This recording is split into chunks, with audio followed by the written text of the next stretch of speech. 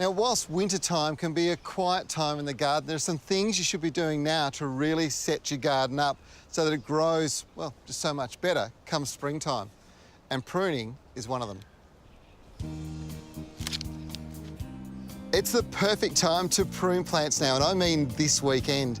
It helps shape them, and reducing canopy now allows more rain to the roots below and takes pressure off the plants being damaged in winter storms.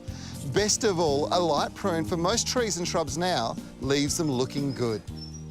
This is the weekend to get your winter veggies into the garden. Now, there's all sorts you should be growing, but I would suggest that you focus on the brassicas. Now, that's the cauliflower, your broccoli, things like kale, which is so good for you. And listen, if you're going to be putting in, well, at this time of the year, Brussels sprouts is probably your last weekend that you'll be able to get them in and actually get a crop. So now's the time to sort out the veggie patch. It's vitally important the soil is improved. Grab a few bags of this stuff and mix it into the topsoil. It's locally made, rich in organics, and has a great nutritional value too. This holds moisture longer in the soil and nutrients, and it activates microbial life as well, which is vitally important to having a healthy soil. If you prune roses back this weekend, you'll get one more flush of flower. It's 30 to 45 days between flushes, so a trim back and feed will be the last flush and give you colour in June. Then, in late July, it'll be time to prune them back hard.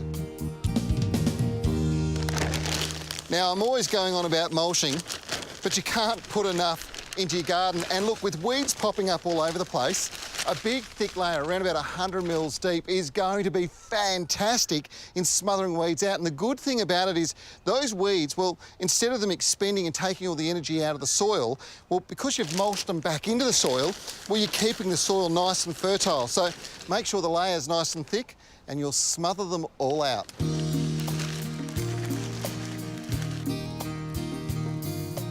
This is the perfect time of the year to take cuttings. Everything from hibiscus and bougainvilleas to native plants such as grevilleas will all strike from cutting if propagated now.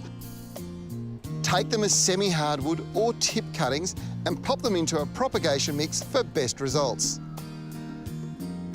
Mother's Day is just around the corner, and for the mum who loves her garden, well, make sure you get her a gardening book. Now, try and get local if you can, because it relates to our unique gardening conditions. This one, the West Australian Garden Guide, is your comprehensive guide on growing all sorts of things.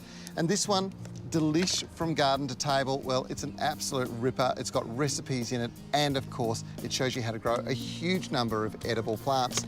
Now, we have been overwhelmed with book orders recently, but if you get your orders in today, we'll make sure we get them out so you get them in time to give them to Mum.